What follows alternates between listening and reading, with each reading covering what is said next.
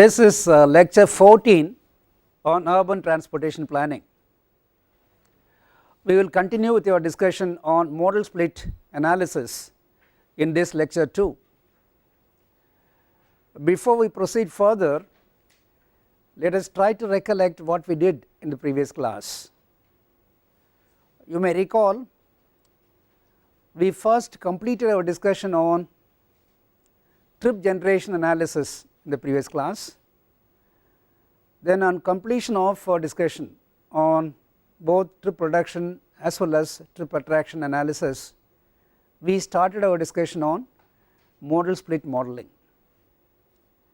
First, we identified the factors that might influence mode choice of travelers. Then we discussed about earlier mode choice models, starting from trip n type mode choice model, and discussed about the usefulness of the graphical model that was developed taking Milwaukee region in Canada as the case for the study.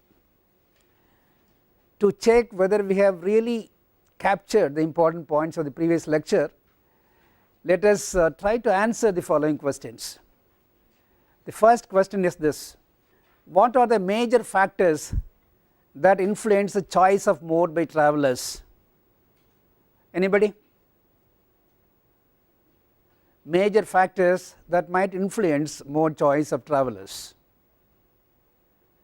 I will give a clue. We have identified three major factors. What are they? Yes? Socioeconomic characteristics of the trip makers, level of service and the technical characteristics of the particular mode, and the trip characteristics itself.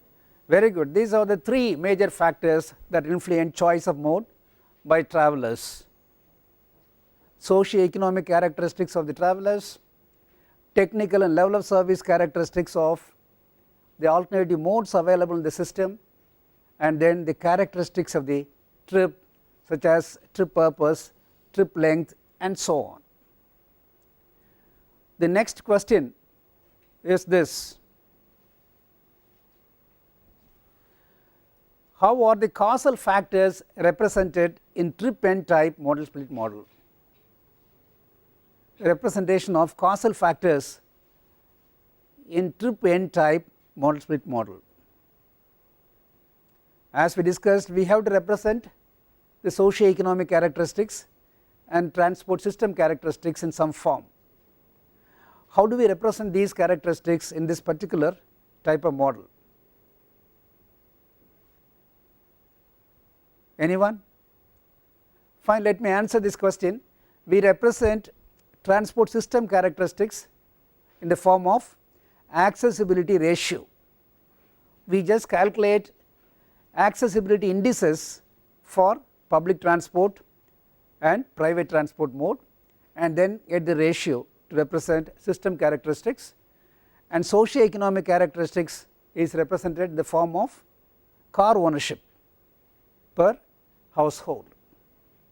And of course, trip characteristics were not really represented in this model, isn't it?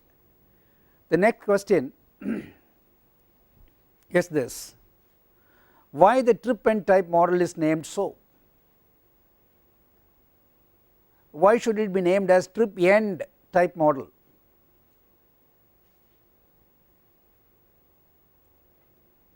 Any response?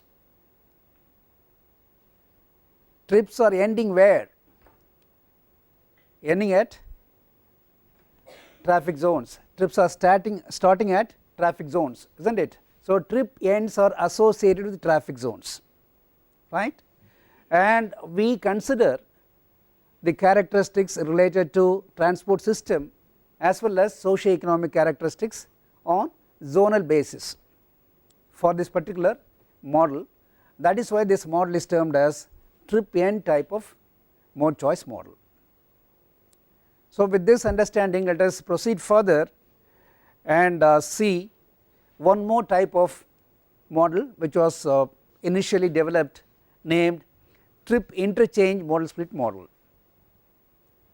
The basic hypothesis underlying the trip interchange modal split model developed for Toronto metropolitan area in Canada is as follows.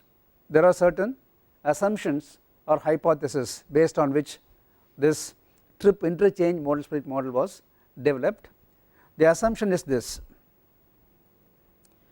the total number of people moving between an origin destination pair constitute a travel market, and the various modes compete for this market. This is the important hypothesis. They consider the demand for travel between origin destination pairs as travel market, and the available modes are competing for this market and reach a certain level depending upon their relative competitiveness, right. And the modes secure a position in relation to their relative competitiveness, which are expressed in terms of relative travel time, relative travel cost, relative travel service, and the economic status of the trip maker. These are the factors based on which the different modes capture a position in the travel market, or the position of a particular mode depends upon these factors, namely travel cost, travel time, travel service, of course the economic status of the traveler who considers these various alternative modes for travel. Clear? And let us see how these factors were really taken into account in the modeling process. The relative travel time by competing modes, expressed as travel time ratio, is given by this equation.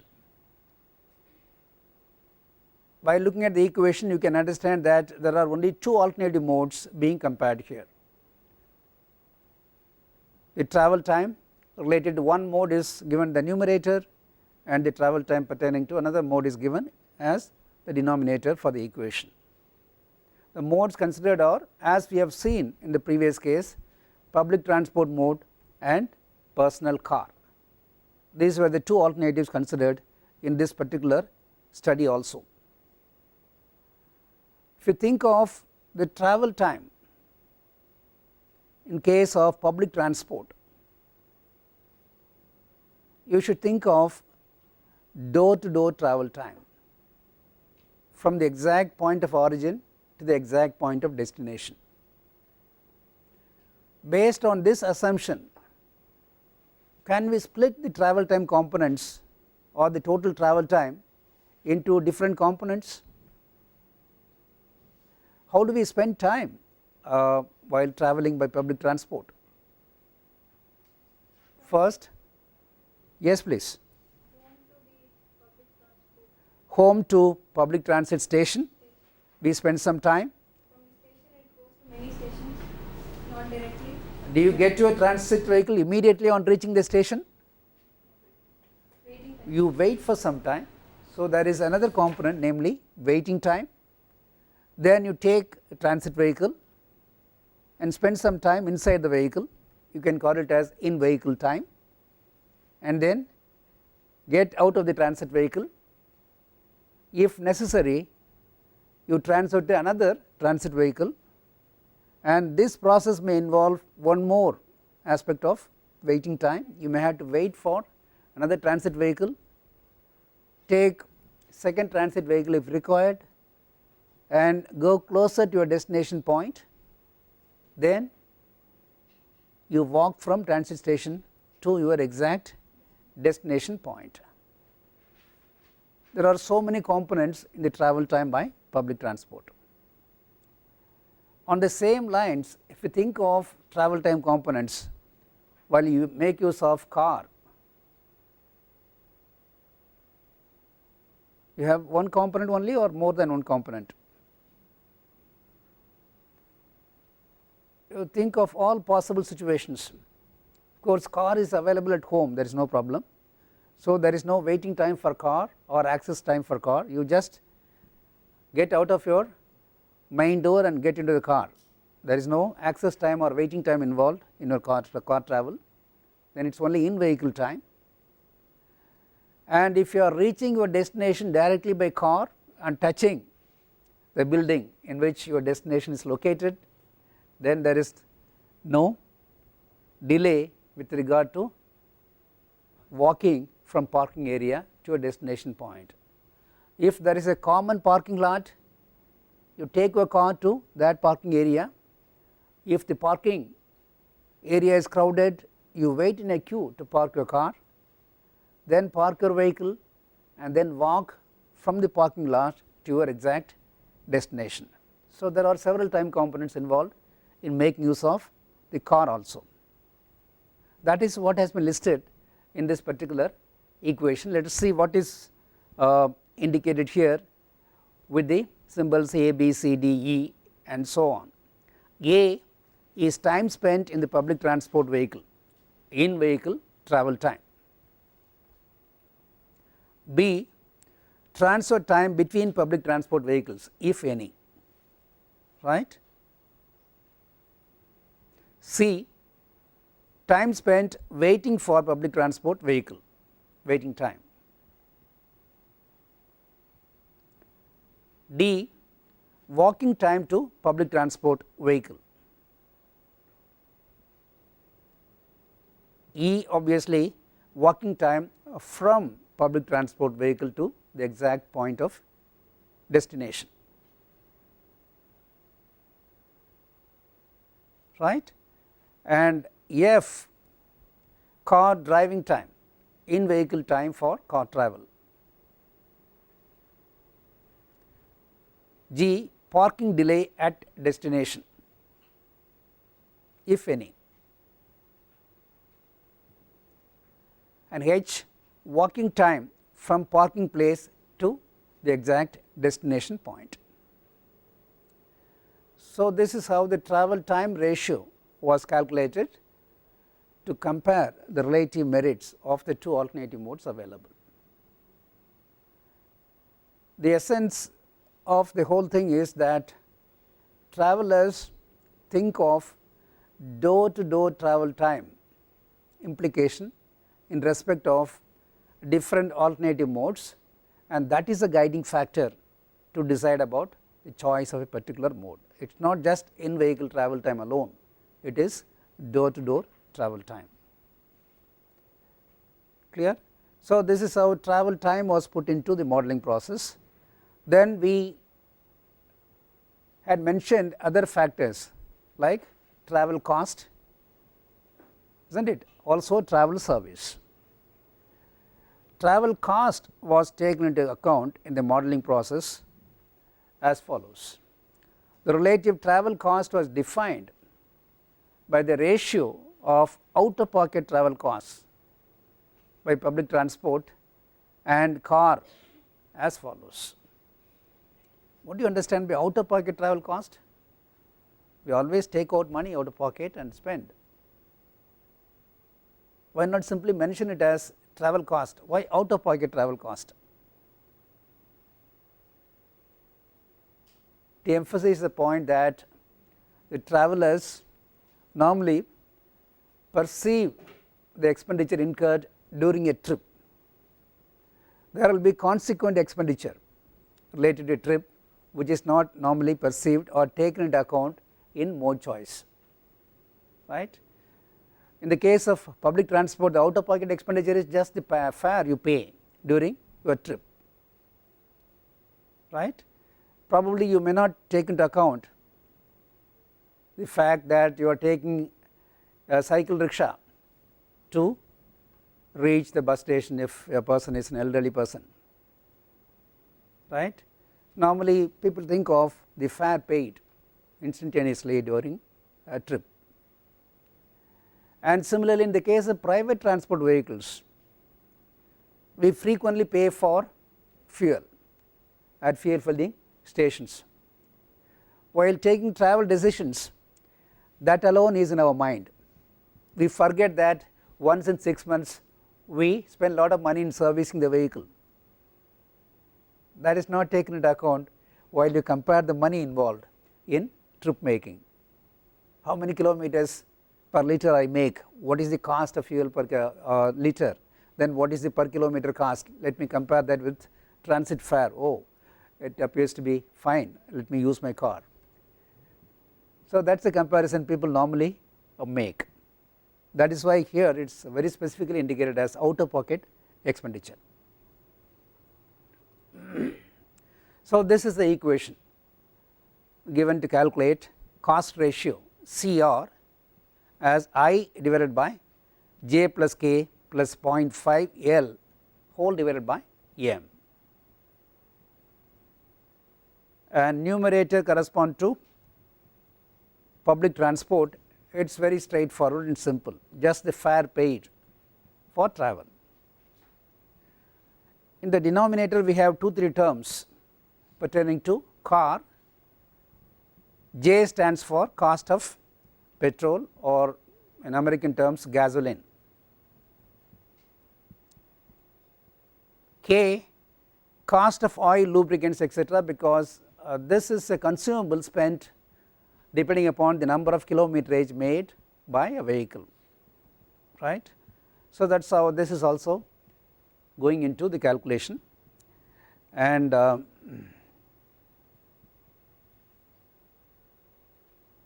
L parking cost at destination, if any, right, and M average car occupancy, number of persons travelling in the car and the average.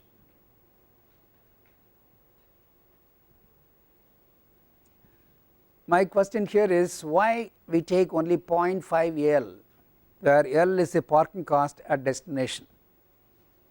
Why not simply L? We pay parking cost, we can directly take parking cost. So basically there are 2 trips involved. One is the trip to the destination, and the second trip will start from the destination. Excellent. For 2 trips there is only one parking activity involved and only one cost component is there.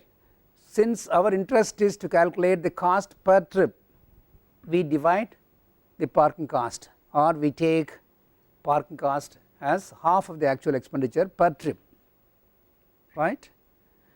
And why dividing the whole thing by M? Because we are interested in cost implication per head, per person, because the fare I stands for the fare paid by one individual. Then only we will be able to get the correct value of CR, cost ratio, cost implication per person. Okay, this is how CR value was calculated. And then service ratio was calculated by considering the excess travel time implication related to the alternative modes. What do you understand by excess travel time? We normally spend the travel time, required travel time. In this particular case, excess travel time was defined as all components of travel time except in vehicle travel time. The time spent in actual movement was not considered, right.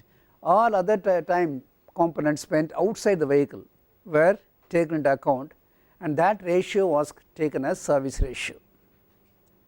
It is reasonably logical, because when you think of a transit vehicle, if your waiting time is less, you will perceive that public transport service is good.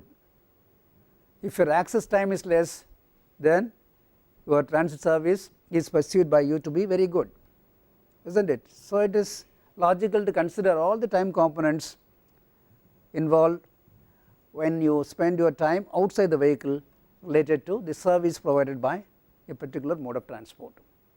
So that is how the service ratio was calculated. The excess travel time was defined as the time spent outside the vehicle during a trip. Thus, the service ratio was defined as follows: SR to be B plus C plus D plus E divided by G plus H. All these components are already defined.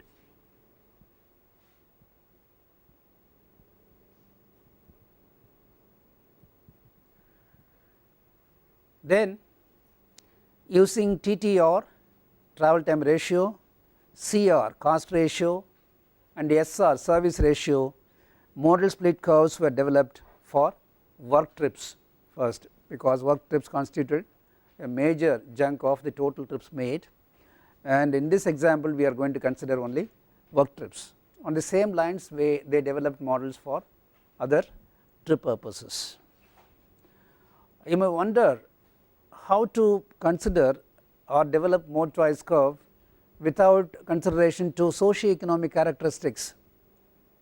All these three ratios pertain to transport system characteristics: travel time ratio, travel cost ratio, and service ratio.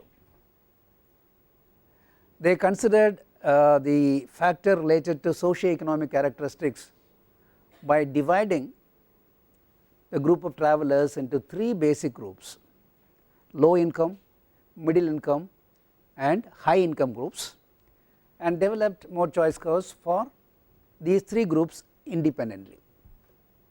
That takes care of the influence of socio-economic characteristics on mode choice. Once you have a data set pertaining to a particular income group, then your data set is homogeneous.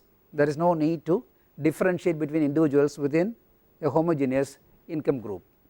Then you can consider only these characteristics pertaining to transport system as factors influencing mode choice. So that is what they did, and this is how the curve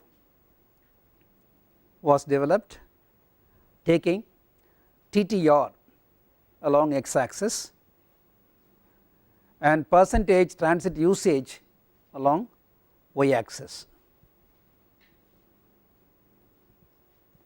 And of course they consider three service ratios.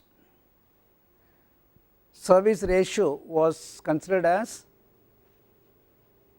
not a continuous variable.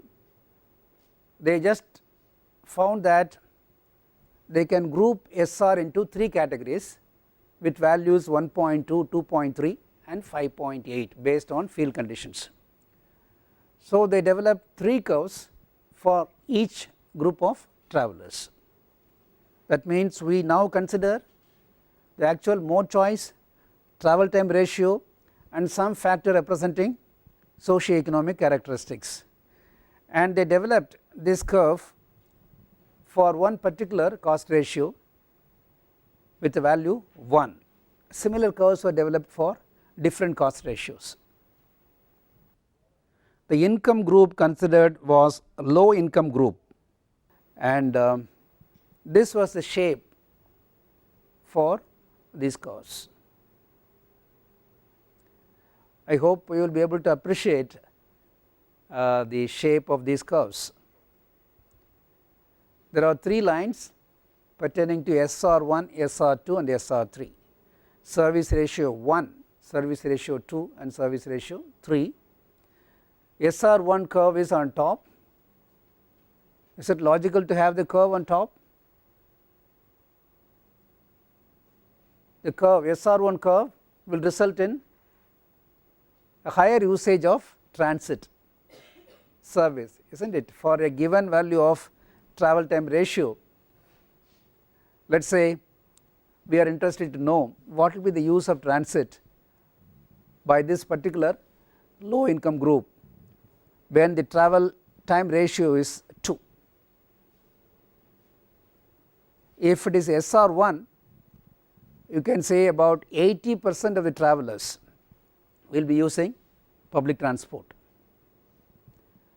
and if it is SR2, it is going to be just 60% only will use public transit and 40% will make use of their own car. And if it is SR3, it is going to be 30%. 30% will use public transit, rest will make use of their own car. This is because of the influence of service ratio. Please recollect how we calculated service ratio. Sum of all the time components spent outside the vehicle in the case of public transport divided by all the time components spent outside the vehicle in the case of car. So when the ratio is very high, implies what? You spend more time outside public transport vehicle, that is why it is high. In such a case, public transport may not be attractive to you, and only less and less number of people will make use of public transit. So that is what is indicated here clearly. SR3 is 5.8, very high compared to just 1.2 in the case of SR1. Time implication is almost same like car, just 20% more, isn't it, 1.2. So that is how for a chosen travel time ratio we find that quite a significant proportion of travelers make use of transit vehicle. Even though these are simple graphs, they are very sensitive and significant in nature. You can find out the mode choice situation for any complex situation, because we have put in so many factors into it: travel time ratio, service ratio, cost ratio, as well as something to represent the socio-economic characteristics of travelers. And let us see how they did the same exercise for other socio-economic groups of travelers. Or in other words, we will take an overview of all the groups together and see how the mode choice model look like. Same variables were taken along x and y axis, travel time ratio along x axis and percentage transit usage along y axis, and two cost ratios were considered based on the actual field observed data. There were two distinct cost ratios, 1 and 1.6. Had there been more, they would have considered more also, maybe 2.2 or 2.7 and so on. In this particular case, it was sufficient to consider only two cost ratios. And service ratio, as was done earlier, 3 values for service ratio, and 3 income groups: low income group, middle income group and high income group.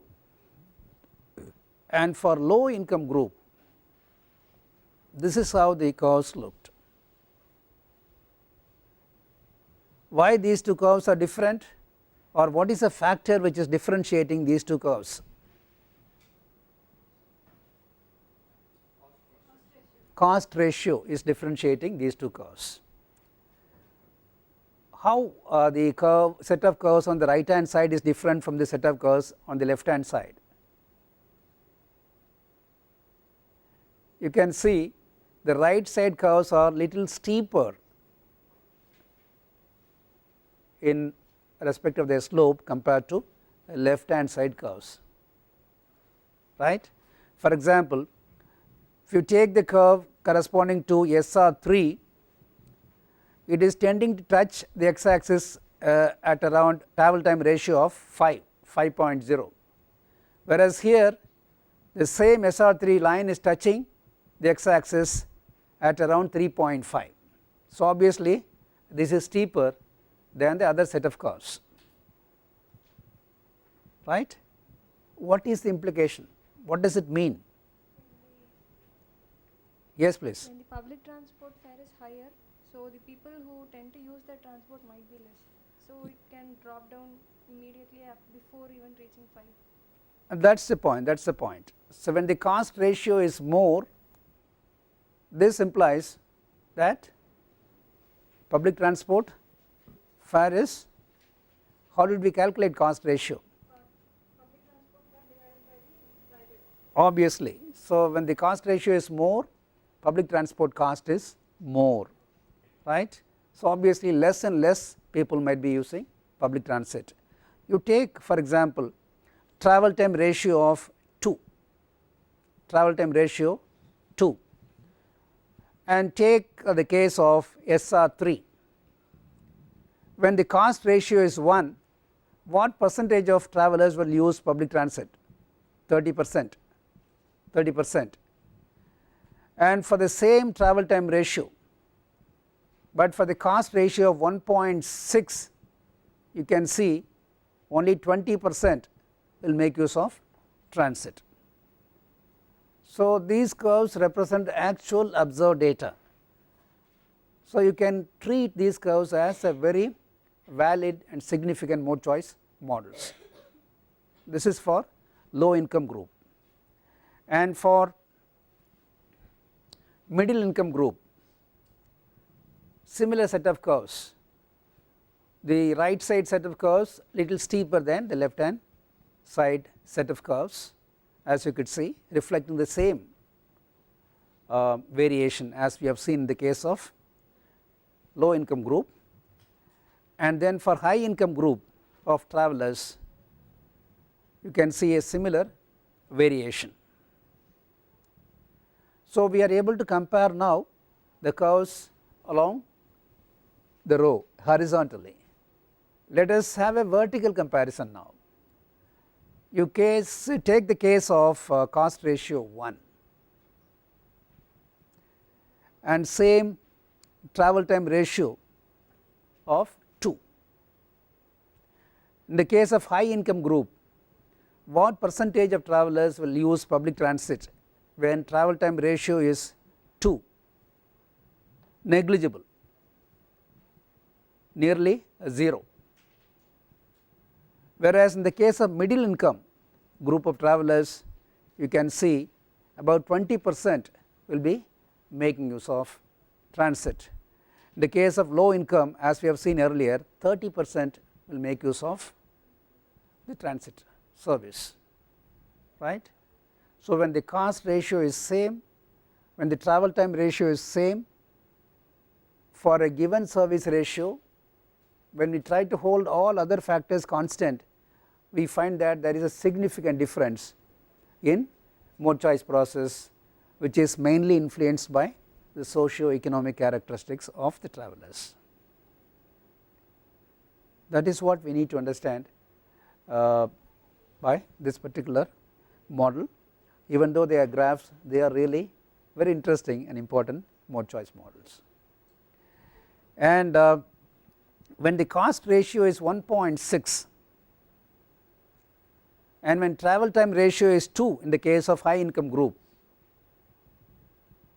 it is interesting to note that no one will use public transport if the service ratio is 5.8 SR3, right. And similarly, in the case of low income group, if the travel time ratio is 4 for a cost ratio of 1.6, what will happen? Nobody will make use of the category of vehicles with SR3 here also. They will choose only service with SR2 or SR1. There are extreme cases. So that is also reflecting the reality, right. Even though these models are good, there were some limitations of these models. One important limitation was found to be this particular aspect. Captive and choice transit riders have not been identified and represented separately in the models. It is a very important aspect. Unfortunately, this was not done. It may not be a major mistake in the context about which we are discussing. We are discussing about mode choice modeling for Toronto and Milwaukee region, etc. in Canada, where the car ownership, household car ownership is very high, meaning that most of the travelers will have a choice of either making use of car or transit. The percentage of captive riders might be very small, but still the point made here is even if the percentage is small, you have to segregate captive riders so that you deal with data set pertaining to those who have a real choice. Then your model will be 100% representing the choice process of those who have a choice of modes for travel. Clear? And for this reason, the models do not reflect adequately the manner in which choice transit riders react to changes or charges in transport system characteristics. React to changes is the right terminology, changes in transport system characteristics. In addition, the patronage data have been of zonally aggregated nature. What is wrong with zonal aggregation of patronage data? Patronage data is nothing but the data related to the travel time, travel cost and travel service of the available alternative modes, and we are zonally aggregating this patronage data. This implies that we assume that every individual or every household in a traffic zone will have a same preference, same choice for a given situation in a particular traffic zone. It need not necessarily be 100% correct. There will be variation. Even for a same cost ratio, for example, let us take the previous example. As I said earlier, for a travel time ratio of 2, cost ratio of 1.6, as per this model, nobody from high income group will choose public transit if SR3 is the level of service available in public transit, isn't it? But it need not necessarily be 100% correct. In practice, still there could be a handful of people from high income group choosing public transit for their own reason. Similarly, on the same lines, we found here when the cost ratio is 1.6, for a travel time ratio of 4, if we consider people belonging to low income group, they may not choose the system if the service ratio is SR3, but it need not be true 100%. There might be a small proportion of travelers belonging to this group choosing the transit. Okay, but that has not been considered here, it has been based on zonal averages. Okay, this variation, if possible, should be taken into account to accurately represent the reality. Later on we will see how these variations can also be taken into account in our mode choice model. And now the moral of the story is that we cannot assume every individual to be same as far as mode choice modeling is concerned. Each and every individual is different from one another. They have their own perception of things and choose the mode of travel. So it is not right to work on aggregate data for mode choice modeling. We must go in for disaggregate database for mode choice modeling. How to disaggregate data? What basis? If we agree that each and every individual is different from one another, even within a household, then we must consider every individual as independent entity as far as mode choice analysis is concerned. You treat every individual traveler as an independent entity and then take their characteristics into account in your mode choice modeling process. That is what is implied by this particular point. So with this understanding, let us look into some basic aspects related to disaggregate or behavioral mode choice models.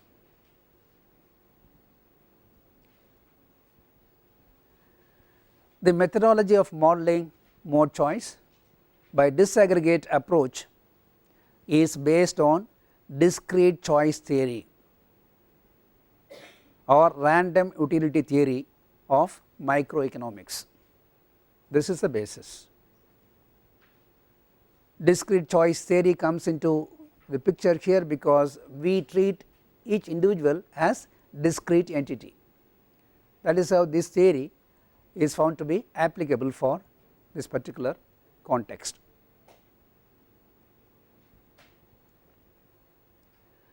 Then the concept of utility has to be understood clearly, because the related information about this theory is a random utility theory is the input that will be given to this modeling process. So, we need to understand the concept related to random utility theory. This is the concept. The utility to a given individual traveler, utility or usefulness to a given individual traveler offered by a given travel choice, offered by a given travel choice. Choice could be with regard to decision with regard to making a trip or not, or choosing a route, or choosing a mode, or choice of destination, could be related to anything, right, in general, may be thought of as measuring the preference the traveler attaches to that particular choice or combination of choices. As indicated here, one may simultaneously decide about trip making, destination choice, route choice, as well as mode choice, right. So, combination of all together may be a factor to be considered in mode choice analysis. It depends upon the way you analyze the choice process.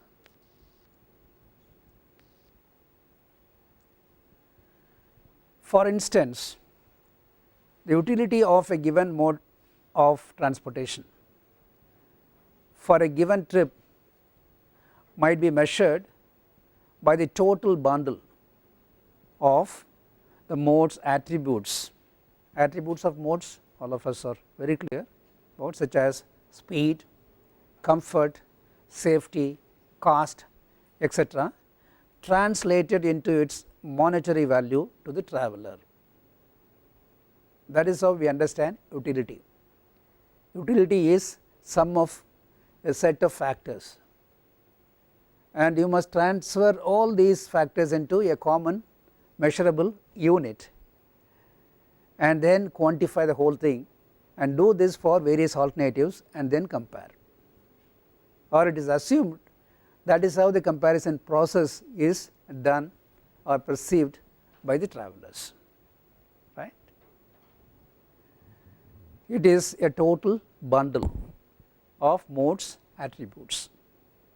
It depends on how you consider the modes attributes as factors influencing your trip choice or mode choice. You may consider only travel time and travel cost, or sometimes only travel time, and so on.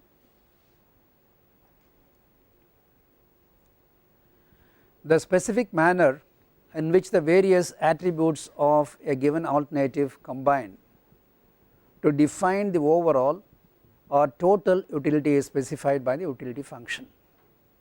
As I said, we must combine these factors to assign some value and then add them together. So, some factors are to be assigned to each of these attributes of the modes, and this process is called utility function formulation of utility function. Let us take a very simple example and try to understand the concept of utility function for transportation modes. The utility or disutility. Why disutility suddenly? Some authors, instead of utility, name the same bundle as disutility. It is mainly because what do we do in trip making?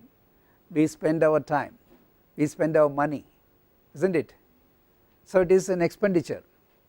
So instead of utility, it may be right to call it as disutility.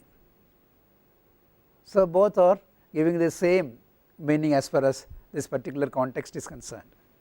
Function is typically expressed as a linear weighted sum of the independent variables or their transformations, all representing various modal attributes.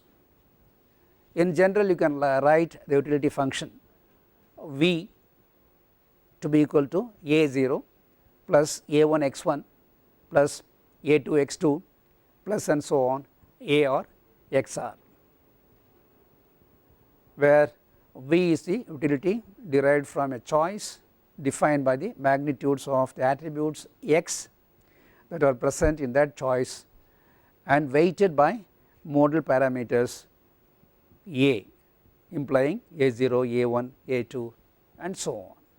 It is a very simple linear equation representing various modal attributes considered to calculate some utility value for a particular mode. In the context of mode choice, V is a disutility and is negative, as I said. This is because typical independent variables include travel times and costs that are perceived as losses by travelers. Early attempts to describe the utility associated with travel modes calibrated a separate utility function for each mode, as illustrated by the following hypothetical 3 mode case. We just saw one equation representing utility of travel modes, but in the beginning they developed separate utility functions for each of the alternative modes available. Let us say there are 3 alternative modes available in a particular situation. This is how the utility functions were developed.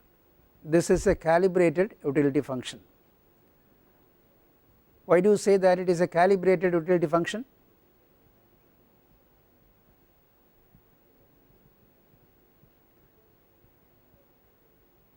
Because the values of the parameters are given here. The values of A0, A1, A2 etc.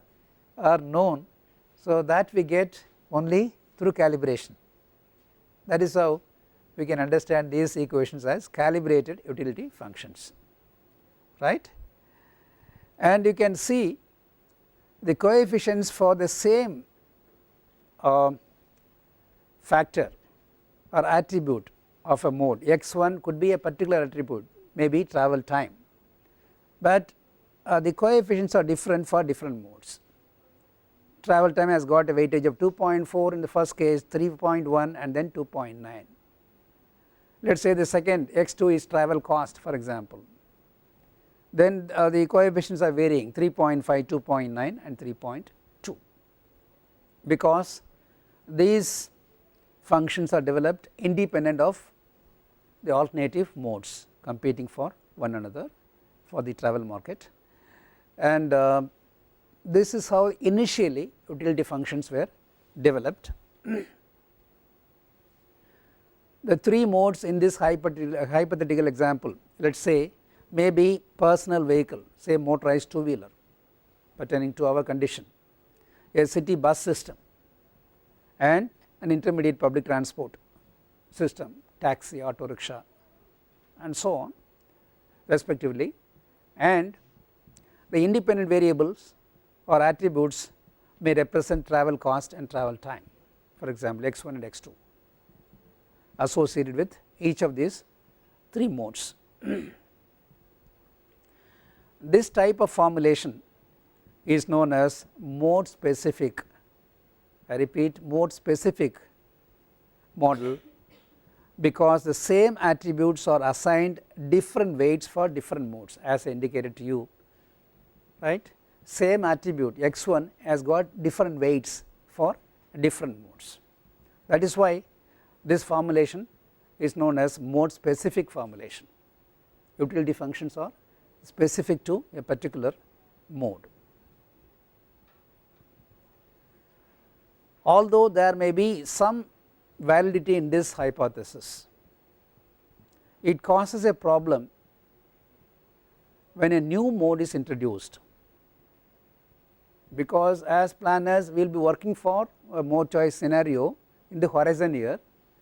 At that point of time it may be likely that we propose a new system itself, a medium sized city where in the base year condition we have only bus service, IPD service and personal vehicles, and the city might grow to a larger metropolitan city. After 20 years you might think of introducing light rail or metro rail system, which is totally a new mode of transport for that particular urban area when a new mode is introduced. In that case it would be next to impossible to estimate utility associated with the new mode, because the necessary base year data required for the calibration of its utility function would be unavailable. We may not know, we will not be able to get the values of the parameters involved. Therefore, this difficulty is inbuilt in the process of mode choice that we have just now seen. When we have independent utility functions for each of the modes, introducing new mode in the future might create problem, because we will not be able to calibrate utility function for the new mode, right. And how to solve this problem? As a way to resolve the problem, Lancaster, a researcher, postulated the idea of choice abstract or attribute specific approach. Instead of making utility functions specific to modes, you make the functions specific to attributes like speed, cost and so on across modes. Then you can cover any possible new modes when it is being introduced. So that is the suggestion given by Lancaster, and we will see the details of this particular utility function in the next class. To summarize what we have seen in this class, you may recall we started our discussion recollecting the different aspects related to trip end mode choice model. Then we discussed in detail about trip interchange type of mode choice model involving different factors like travel time ratio, travel cost ratio, travel service ratio, and then dividing the travelers into different socio-economic groups to take into account the socio-economic characteristics of travelers. And we found that even though these are just a graphical representation of the mode choice process, these are also very important significant mode choice models at that point of time. However, we found that there were few limitations of the earlier models, like non-segregation of captive and choice riders created a problem, and then they could not treat individual travelers as independent entities. They considered zonal averages as the basis for mode choice analysis. Then finally we discussed about disaggregate type of mode choice model, the basic theoretical aspect and then the principle involved in development of utility function for various modes based on disaggregate principle. With this we will conclude our discussion for today. We will continue in the next class.